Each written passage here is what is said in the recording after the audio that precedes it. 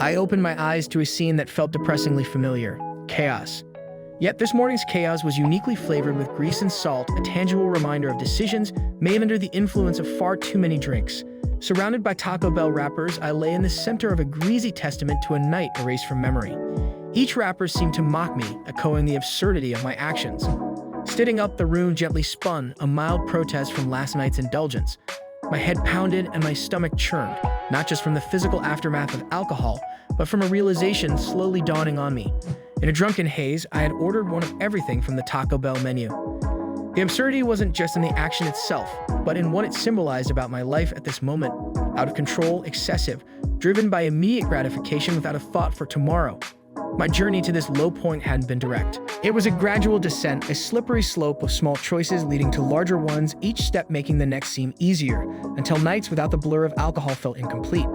Initially, drinking was my way to unwind, an escape from job pressures and the enveloping loneliness of my apartment after sunset. But somewhere along the way, it morphed into something else.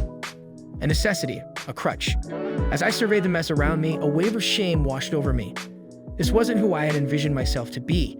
I had dreamed of a life filled with meaning and accomplishment, not defined by the next drink or forgettable night. Yet here I was, the remnants of my excess laid bare before me, symbolizing everything I had become and everything I loathed about myself. In this moment, amidst the taco wrappers and throbbing headache, I faced a stark realization. I had a problem. I had skirted around this truth for months, perhaps even years, but the physical evidence of my excess made denial impossible. I needed help. I needed change. The path forward wasn't smooth. Admitting the problem was one step, confronting it was another beast entirely.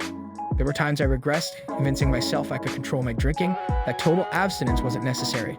Yet each attempt at moderation led me back to the same place of feeling out of control and filled with shame.